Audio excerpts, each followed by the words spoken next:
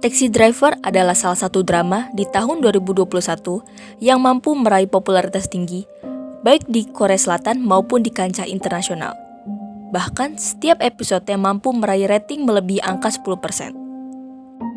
Tentu saja, semua ini tidak luput dari premis cerita Taxi Driver yang memang mengesankan. Drama yang diangkat dari webtoon berjudul The Deluxe Taxi, karya Carlos dan Lee Jae-jin ini menyuguhkan berbagai macam emosi yang bisa kamu rasakan saat menontonnya. Tidak hanya itu, Taxi Driver juga dibintangi oleh aktor dan aktris kawakan.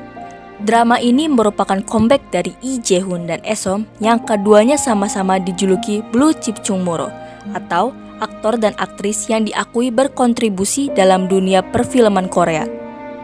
Taxi Driver mengisahkan seorang mantan tentara pasukan khusus bernama Kim Do-ki. Ibunya dibunuh secara brutal 4 tahun silam.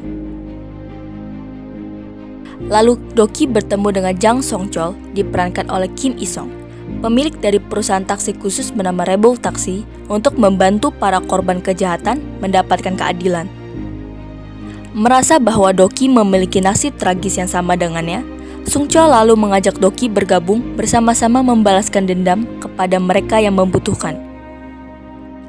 Karena mengangkat tema pembalasan dendam dari korban kejahatan, maka beberapa alur cerita dari Taxi Driver sendiri terbagi berdasarkan beberapa kasus.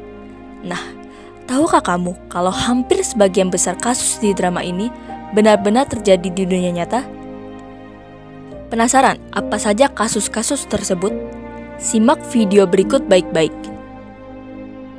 1. Kasus pedofilia Cho Do-sun.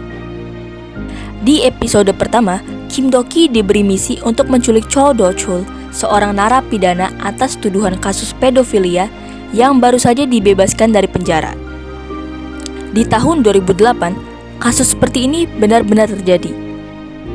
Cho Do-sun, seorang pemerkosa anak yang terkenal dan brutal di Korea Selatan. Kasusnya diberi nama Nayong Case, merupakan nama samaran korban. Cho Do-sun menculik Nayong yang berusia 8 tahun dan memerkosanya saat sedang mabuk. Cho menyeret Nayong yang hendak berangkat sekolah, membawanya ke sebuah toilet gereja di Ansan, Gyeonggi. Tidak hanya melakukan pemerkosaan, Cho juga menganiaya Nayong hingga mengakibatkan luka yang fatal pada organ dalam. Setelah tragedi itu, Nayong dilarikan ke rumah sakit dan syukurlah masih bisa bertahan hingga detik ini. Walaupun Nayong mengalami trauma yang luar biasa, bahkan harus melakukan operasi kolostomi karena anusnya rusak. Nayong Case mendapat perhatian lebih dari masyarakat Korea Selatan.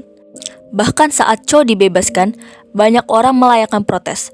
Mereka beranggapan bahwa tindakan hukum atas pelaku penyerangan seksual masih terlalu lemah dan masih dinilai terlalu berpihak kepada pelaku.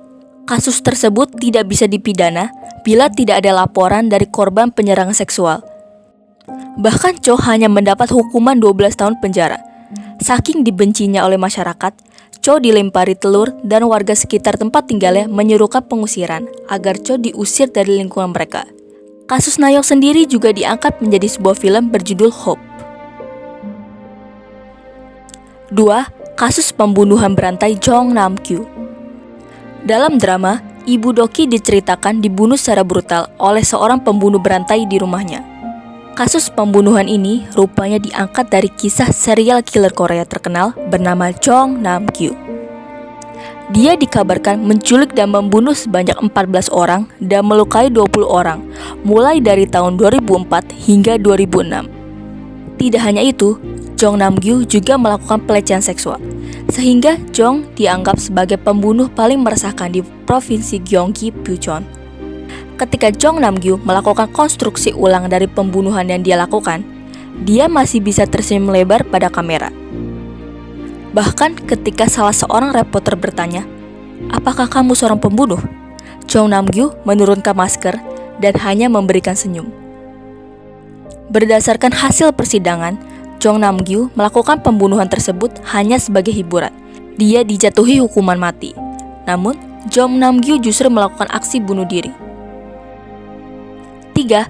Kasus penganiayaan perempuan disabilitas. Salah satu kasus yang paling disoroti pada episode awal Taxi Driver adalah kasus Maria, seorang perempuan penyandang disabilitas yang dianiaya dan dilecehkan di sebuah pabrik. Nama korban sebenarnya adalah Kim Song-baek. Tidak hanya Kim, tapi sebagian besar karyawan di pabrik itu memang mengalami kerja paksa selama 19 jam tanpa henti, tanpa dibayar, dan diperbudak.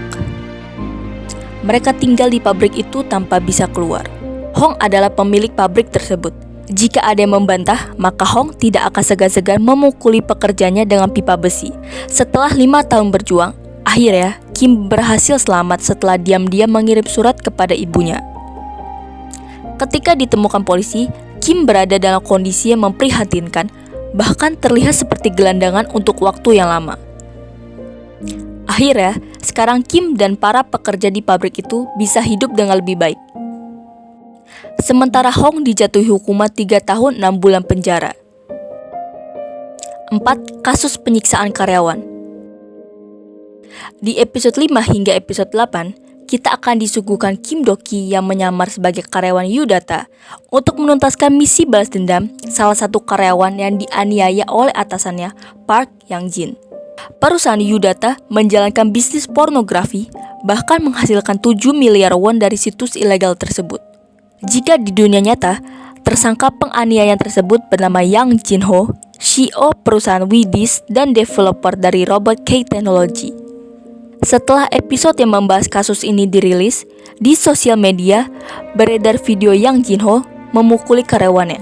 Tidak hanya itu, Yang Jin-ho juga suka menyiksa hewan dan menyuruh karyawannya untuk mengecat rambut dengan warna merah dan hijau. Yang Jin-ho ditangkap pada tahun 2018 di kediamannya di Gyeonggi.